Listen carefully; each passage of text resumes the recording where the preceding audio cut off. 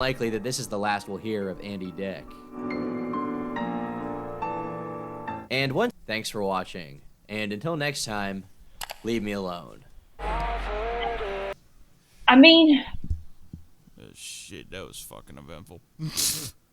I mean, it's really sad, but seriously, you want a trip of entertainment? Look at it. You're some messed up person. Bro, we already watched The Assistant. I thought it wasn't gonna get any more dark from there, but I'm like, fuck. Oh yeah, it does. I mean, I've heard some dark stuff about Andy Dick, but that's just like, damn. No, when Turkey Tom put up that video, I'm like, gosh, oh, the fucking Heather. Oh yeah. Well, yeah, because I'm aware of him. Because again, I still hope that there is. I don't care how crappy the footage is. Somebody had to have captured something at the Laugh Factory of John Lovitz beating Andy Dick on a bar. Seriously, that was awesome. You're reading that. The other comedians thanked him for doing it. You don't get personal. Heather, what year was that incident? 2007. There were already phone cameras on phones, so I mean, you wouldn't hear anything, but I wanted to see it. Fuck, I mean, hell, I was around like 2007. Barely anyone I knew had a damn phone on them. It was like a DS or a DSi and shit. Yes, you could remember when the DSi was still cool, people. Yeah. I used to hang out with dudes and we took pictures of fucking Santa Claus and shit, yeah. I hung out with some pretty weird ass people as a kid, but yeah.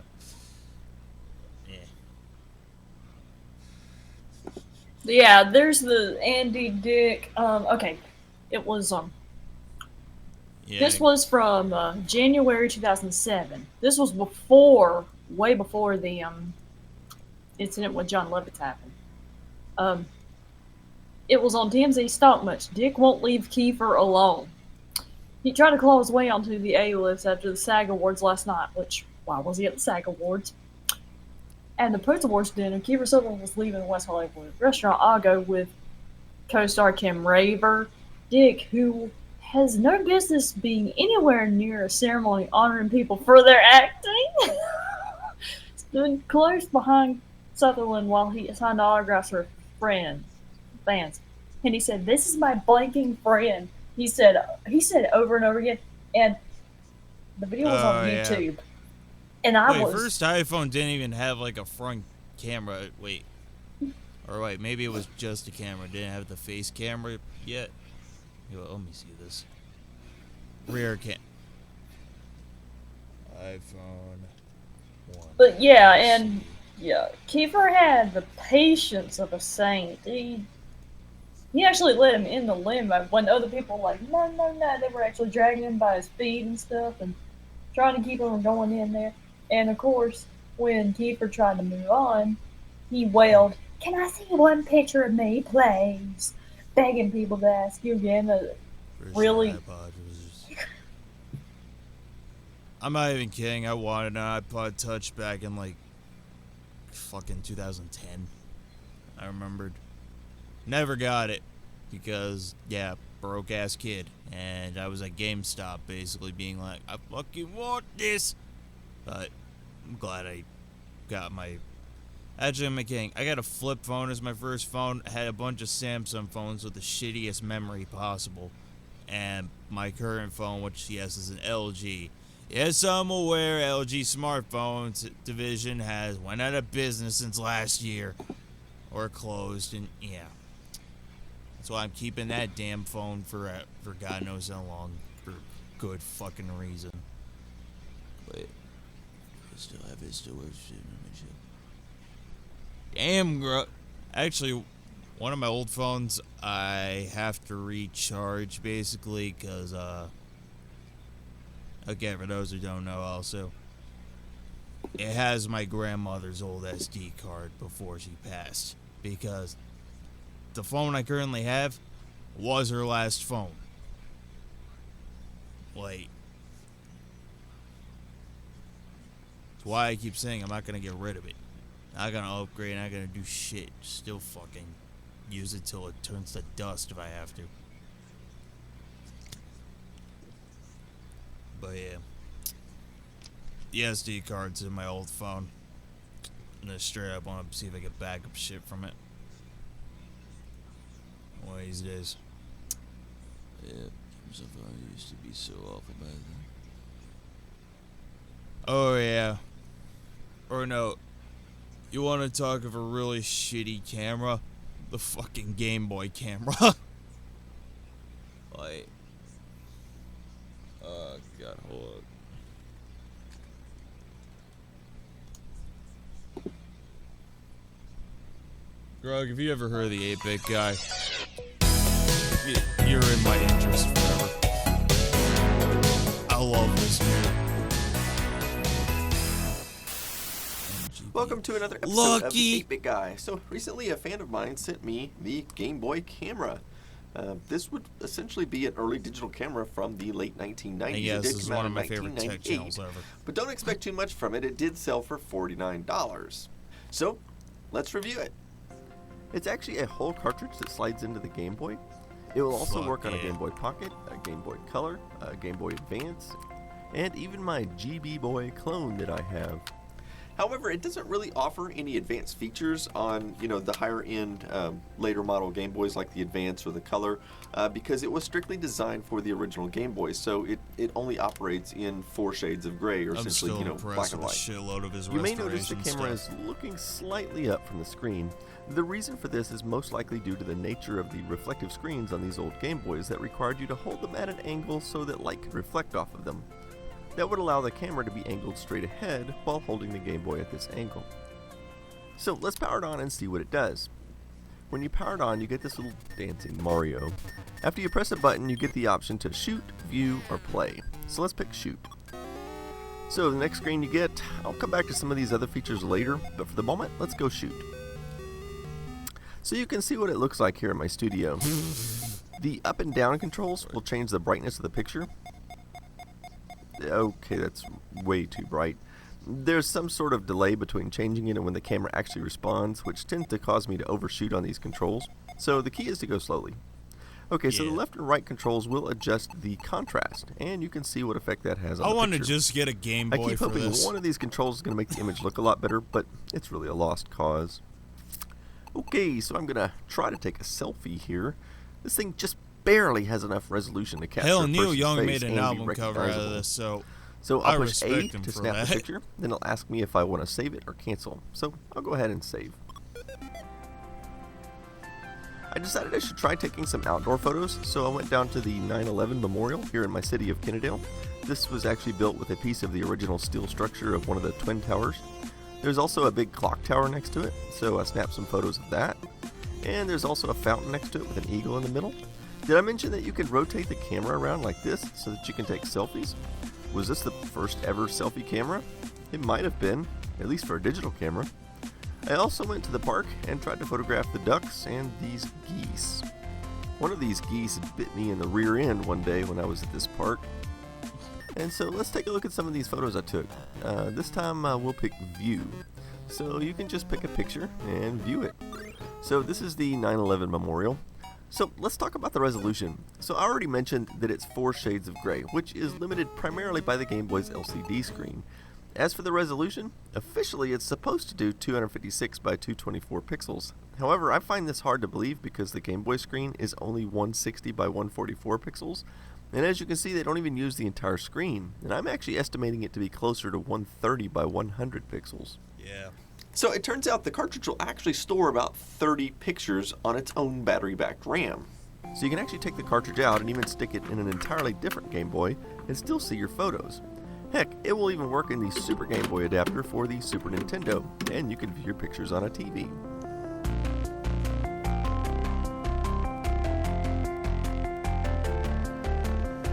So one of the things I find interesting looking back at the late 1990s, digital cameras were kind of new, and one of the big complaints that the naysayers had, saying the technology would never take off, was they said you couldn't get prints made, or at least not easily made, of your photographs.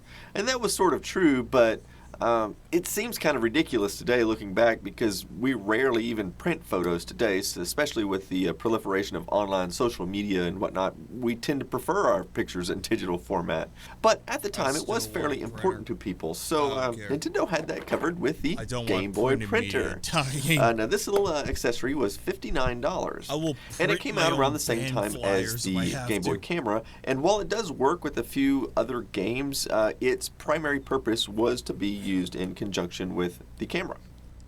I bought this one on eBay, and it's a brand new old stock printer. This sucker has never been opened and still has the original Nintendo seals on it. It has one of these little RFID security tags. It looks like it might have come from Toys R Us. Well, time to cut the seal. Okay, so inside we get a printer, obviously, and a manual, Bro, this thing and got a cable. paper. The box looks empty, but I can feel some weight on the bottom, so maybe it's a power adapter. I'll have to cut this seal too.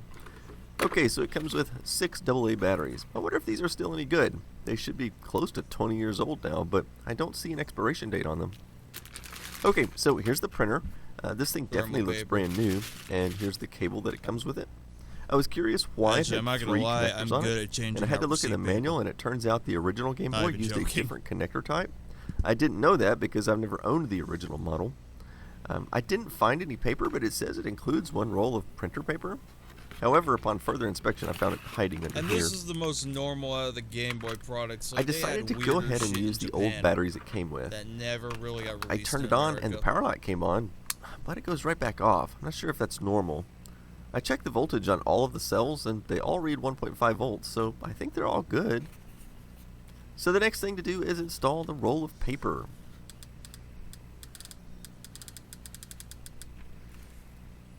Of course, you gotta thread it.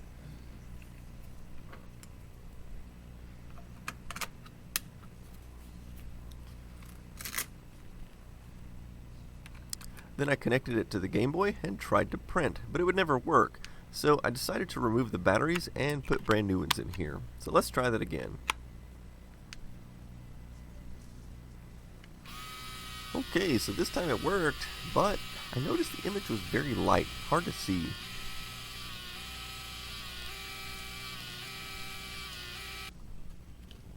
And by the way, this paper isn't just regular thermal paper. You can actually peel off the backing and it becomes a sticker. I wondered if the old thermal paper had just gone bad. A viewer of mine had also recently sent me this paper, which says it's for a calculator, but happens to be the right size for the Game Boy printer. You can see the roll is smaller, but it's also just regular paper. There's no sticky backing to it. Anyway, I fed the paper into the printer and tried the test print, where you hold down the feed button when you power it on. Well, this certainly looks darker than my last printout. So I went back to the Game Boy and tried printing my picture again. This time it was much darker, so that confirms the old paper had just gone bad after 2 decades of storage. So here's the final result, and the image is ridiculously small. It's about the size of a postage stamp. And even then, the resolution is still terrible. Now let's compare it with the printout from the original paper. And since it's so small, I wanted to have a closer look at the picture on the paper, so I put it in my flatbed scanner. And here's the scan of the paper. And here's a capture from the Game Boy's video output. So there really isn't much of any difference. Bro, I was sort of hoping the printout might be higher resolution than the on-screen version, but it doesn't appear to be. Photo booths at Chuck E. Cheese. Well, let's take a look at some of the other photos I took. Here's some more of the 9/11 memorial and the clock tower.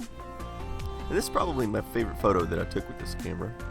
Another thing I'd like to point out is that these pictures were never really meant to be viewed in large like this. They were meant to be viewed on the tiny Game Boy screen or on the postage stamp sized printout, so the lack of resolution would be less noticeable. So let's look at some of the other items on the cartridge. Some of this stuff like Run doesn't do much besides just show weird pictures from ROM. Under Magic you can do all sorts of things like montage pictures or panoramas. Under Items you can do self-timer or time-lapse.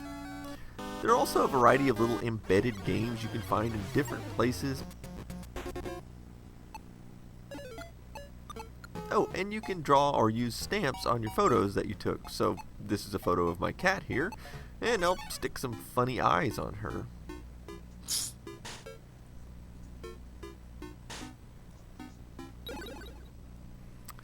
And the last thing I'll show you is how to erase all the photos from memory. Just hold down the start and select buttons when you power on the device, and it'll ask if you want to erase everything. So what do I think of the Game Boy camera? Well, I do believe the camera was designed primarily as an entertainment device, not so much something for serious digital photography. That being the case, keeping in mind that a typical Game Boy game usually cost around $30 during the mid-1990s, this would have been only slightly more than buying a regular game, and it certainly provided at least a few hours of entertainment, so there's no doubt about that. However, from a perspective of me wanting to use it for photography, I actually get a kick out of using old crappy digital cameras sometimes, and I've done several of those in previous episodes. And sometimes I enjoy the challenge, but I have to be honest, I have to draw the line somewhere. And I draw the line at the Game Boy camera. It's just a little bit too crappy for me to really be able to enjoy using it. And, but it is a neat device. It's got a lot of historical perspective. Why?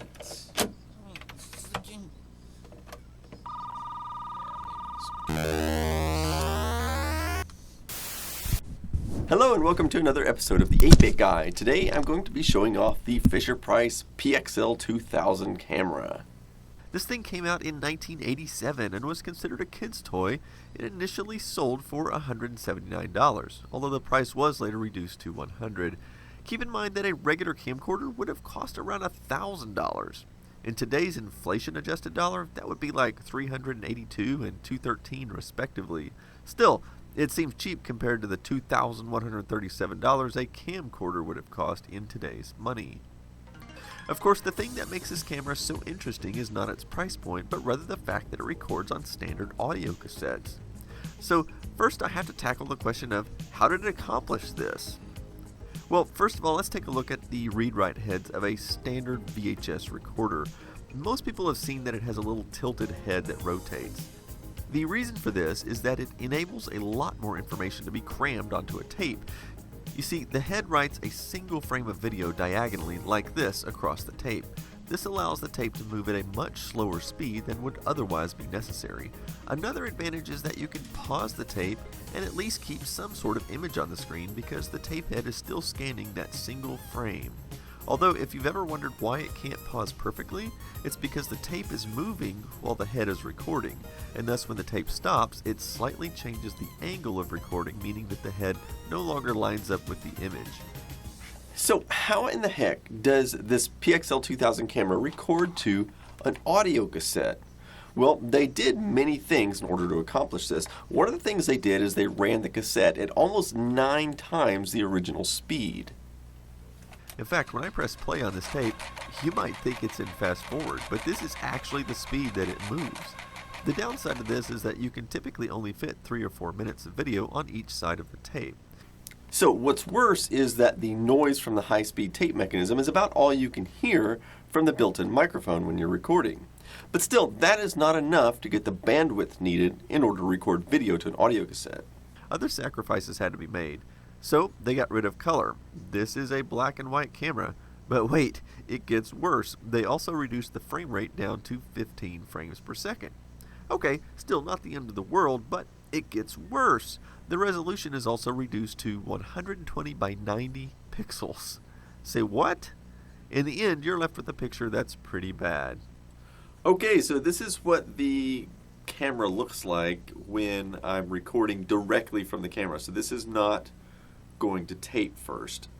Also, of course, I'm using my overhead microphone. I'm not using the microphone that's built into the camera because if I were, well, it would sound terrible. You wouldn't be able to hear anything.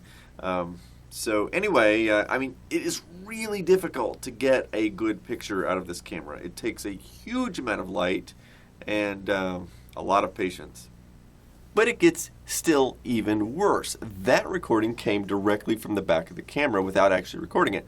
Let me show you another clip where I actually record it to tape. Okay, now I'm doing a second test, and on this test I'm actually recording it to tape. So hopefully you'll be able to see the difference in the video quality from what it looked like direct from the camera and what it looks like now coming right off the tape. So the truth is, this level of quality is pretty much unimaginable today, but it wasn't exactly considered stellar back in 1987. Shooting video was virtually impossible indoors. The only reason I'm able to do it is because I have 9 different spotlights because this is a studio that I film in. Now, despite the poor quality, surprisingly, these cameras are still kind of a cult icon when it comes to filmography. The camera was used in the movie Love and Other Drugs. Although when Anne Hathaway is pointing it at Jake Gyllenhaal, the camera is noticeably quiet, and the image it produces is much higher resolution than what the real thing does. The camera was also used in a less popular film called Hamlet, where the main character uses it to record his diary.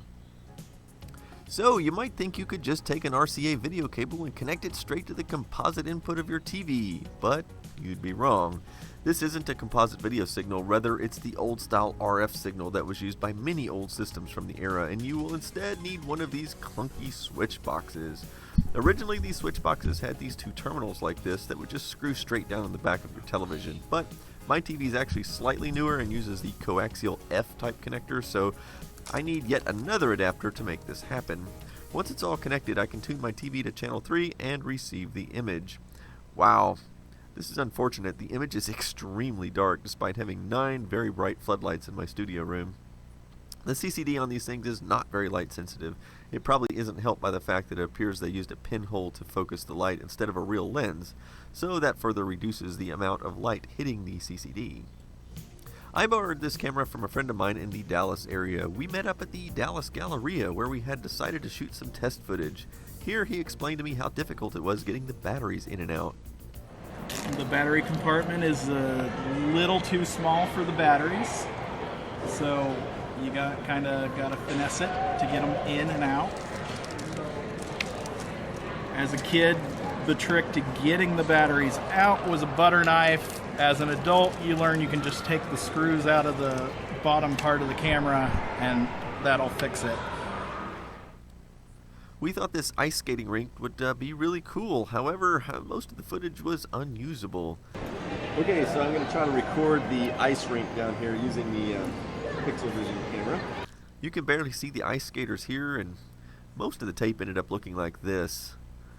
So what if you want to capture video directly from one of these cameras to a computer? Well, there are 3 ways that you could potentially accomplish that. The first way to do it would be with an older style video capture card that has an analog TV tuner built onto the card. I don't know if they still make these anymore. I haven't really checked. The second option is to use an old VCR like this one. You can plug the camera into the antenna input and then use the composite audio and video outputs to connect to your computer's capture device.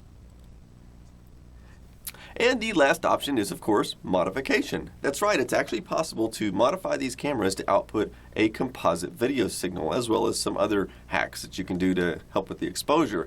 I happened to be talking with TechMoan the other day, and it turns out he actually has one of these that has been modified in both ways. So he offered to send me a couple of video clips, which I'm going to show you here. Okay, so I finally got my PXL2000 up and running. Now, I've had this about a year or so, but it's only just now that I've got round to putting some batteries in it. I'm so glad to find out that it works. Now, the one I bought was from eBay. There was a chap who modified it, and it's got audio and video out over RCA cables, and also there's an exposure control dial on the back there, and I've got that set to probably about as good as I think it can go. This is about the best brightness I've been able to get out of it.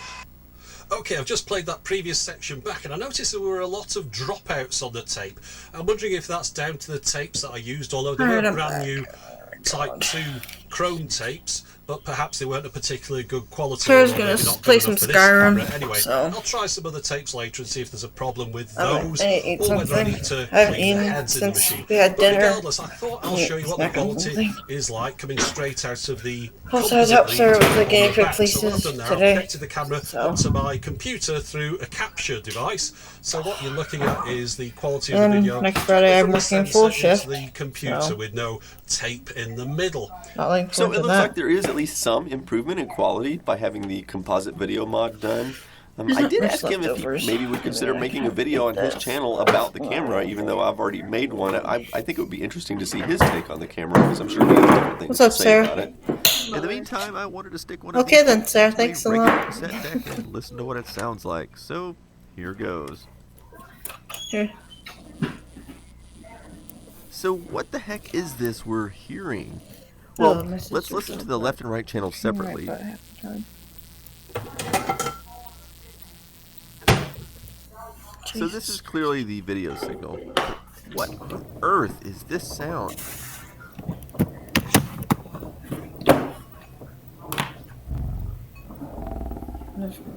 Leftover burger. It sounds like something from Jurassic Park or some horror movie. Excuse me.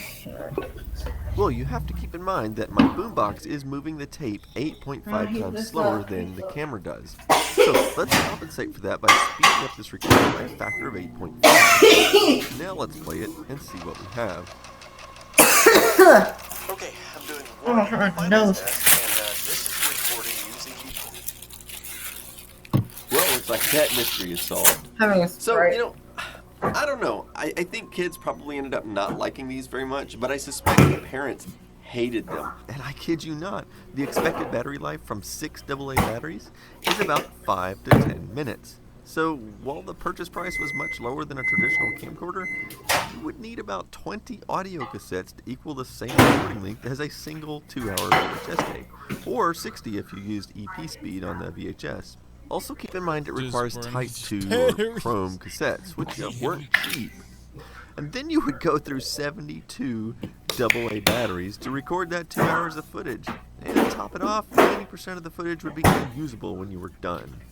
So if you've watched all the way through this and you're still thinking that maybe you want to buy one of these on eBay or something, let me add a little bit more information. So the camera is black and white, has very low resolution, generally can't film at all indoors, the microphone is unusable, the battery life is beyond terrible, the recording time on tape is very short, and the recordings are in general unreliable. But if that isn't enough, these things sell for hundreds of dollars on eBay.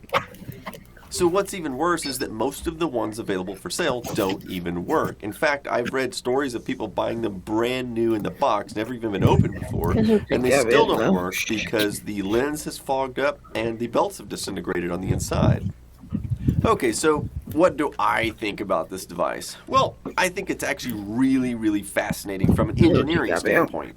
You know, and I actually remember seeing these in Toys R Us when I was a kid, and I wanted one really bad, but they were too expensive, and my choices were Commodore 64 or one of these. Well, I picked the computer. But, you know, if I had ended up actually getting one, I might have ended up not liking it because I really had no idea how difficult it was to get a good picture on it, and actually impossible to get a good picture on it.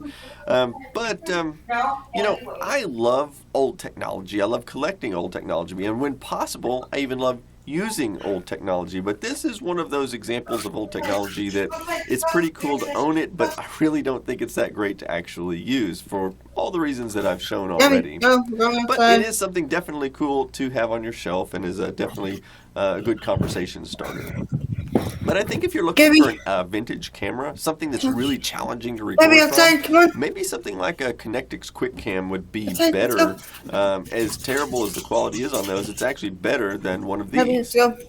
Well, I hope you enjoyed this video, and please stick around because, as always, I have more exciting stuff coming.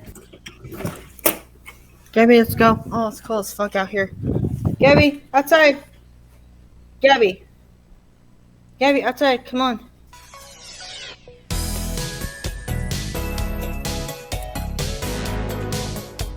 Go. In Back to the Future, Doc Brown was actually, really excited about Marty's camcorder from 1985, but that camcorder is looking just a bit outdated. It's 29 now. So just imagine what Doc would have thought had he seen a smartphone, which has pretty much taken the place of the camcorder for day-to-day video recording. However, we didn't make that transition overnight. In fact, I want to show you an interesting little forgotten piece of camcorder history. And I've had this device in my possession for about 13 years, or since around about 2006. And to understand why it's such an interesting piece of technology, I need to kind of set the time period for you. If you look at a rough timeline, in the year 1980, people were Wanna still speak, using Gabby? Super 8 What? film cameras to record motion Unless there's video. anything, I'm It gonna wasn't until start around the dishwasher. 1983 And I'll that put things camcorders away like the too, one Marty probably. used in Back to the Future actually appeared on the market, which is crazy to think that was just 2 years prior to when the movie came out. By Son of a 1990, bitch. we were still using these sort of cameras, Gabby, come although here. not for long. By 2000, Come here, camcorders girl. had shrunk a lot and were using a Sit. variety of different cassette High formats, five. with mini DVD High five. being the most common High on the five. high end. And then 10 years later, in Good job. 2010, we were using memory card-based And just camcorders. go in the bathroom. And finally, a decade Not later, the crazy. smartphone has more or less Where's killed Judge off Link's most camera? other It's still his cameras and computer. I have no camcorders idea. because everyone has one in their pocket, and the video quality is good enough for most consumers. But I want to focus on a little slice of time right around 2005. So realistically speaking, if you wanted to record video during this time, you could go for a regular mini DV camcorder. Dr. Pepper For those that are instead too of young to remember, Sprite, these and I recorded need to to little cassette be tapes, like, but the not information Sprite, was stored digitally, and the quality was generally pretty good. You could also get a camcorder that recorded to DVD. Both of these products produced video that was pretty good quality, but was also generally expensive and bulky to carry around with you. Thus, they were used mostly for special occasions. Many digital cameras of the time also had the ability to record small video clips.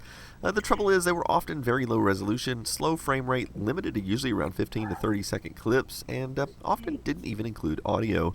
Now, these are some clips I personally took on various such cameras back in the day. Most cell phones of the era also included cameras, and a few even had the ability to record short, low-resolution video clips. And remember, there were no smartphones on the market at this point, at least not any that would resemble ones that we use today. And another option was a USB webcam attached to a laptop computer or something. However, from around 2005 to 2008, there were a variety of no-name brands that introduced a variety of little cheap devices like this that could be used as camcorders. Aptec was one of the leading companies in this regard. It may be pronounced Aptec, as I've never heard it pronounced by anyone else. Aptec stands for Affordable Innovative Personal Technology. Now, whether that's an acronym or a backronym, I don't know. Anyway, they produced a variety of little camcorder type devices, and I have one of them here, which is the ISDV2 model, which came out for the Christmas season of 2006. And while the website and the company itself seems to be long gone, you can still check out the website using the Wayback Machine. So you can see that the ISDV2 model was selling for $129 at the time, but if you fast forward to the next year, you'll see the price had dropped to $89. And I believe I paid $69 for mine sometime around that time. So let's have a closer look at this one. Mine is a little beat up because it saw quite a bit of use for a couple of years. So it actually runs on a couple of AA batteries, and we'll need an SD card. And believe it or not, the largest card it can handle is a 2 GB card, and that's the smallest one I could find around the house. So that worked out just perfect. I'll go ahead and insert that here. Now let's open up the screen and have a look. The screen is smaller than you would probably think watching this video. It's actually about the size of a postage stamp. In fact, I highly suspect they used an off-the-shelf screen that was common at the time on the outside part of flip-style cellular phones like this. I also think they used an off-the-shelf CMOS imager from a webcam at the time. So let's have a brief overview of the main menu. In here you can set the resolution, self-timer, and a whole bunch of other features you wouldn't expect to see on a toy camera. And while it does have white settings, you can't do a custom, you have to use one of the presets. It also has a video light, which has a couple of LEDs in the front. They aren't super bright, but they're good enough to illuminate objects that are only a few feet from the camera. On the mode screen, you have a camera mode, obviously playback mode, and then MP3. It also doubled as an MP3 player, albeit not a very good one. It also was a voice recorder, but I should also say not a very good one. And then in here you have the settings where you can configure things like NTSC or PAL, format an SD card, etc. And in playback mode you can see some of the video clips I've taken and watch those. Okay, so let's mount this thing to a tripod, another feature I might add that a lot of toy cameras lacked at the time. Okay, and so this is some video directly from the little camera. Now, I wanted to give you like a comparison with something you're familiar with or used to seeing, which is the studio. I mean, I show it in every video. So I thought this would be something interesting to show. Now, keep in mind, of course, it's 4:3 aspect ratio, so it's not going to fill the widescreen format that YouTube wants to have these days. Also, you're hearing audio from my overhead microphone, which is what you always hear in my videos. But just for the heck of it, I thought I'd let you hear what the audio sounds like from the camera itself, keeping in mind the Did camera you just is about put that in, 6 Morgan? or 7 feet I just away realized what you put and on your To thing. be fair, you don't normally hear the audio from my regular camera either, because again, I you come always back and I hear it from literally above. just realized But that. anyway, let's take the camera out around town and see if we can find something interesting to take video of. I took the camera down to our local Kennedale Town Center to have a look at the clock tower and all of the colorful flowers underneath. And here's our September 11th memorial, which has an original piece of one of the Twin Towers, along with the monument showing the names of all the people that died. Now, while the video quality is questionable, even by the standards of 2005, it can also take still photos, and honestly, they aren't bad. As a still camera, it was actually pretty decent for the money, and was much better than cell phone cameras of the time. In fact, using the macro mode, I took this photo of my daughter back in 2007, and the depth of field makes it look like a pretty fancy camera. Looking at some other old footage, I took this video of me washing my car back then. So yeah, that's what I was driving in 2007. That's actually a 1995 model Eagle Talon, and it was already 12 years old at the time, but I took good care of it. I'm sure it's in a junkyard or been recycled by now though. So looking at these files, you'll see the videos are stored in the old Microsoft ASF format. Fortunately, VLC Player will play these, and I wanted to take a look at the media information and see what we can find out. So let's click on codec details.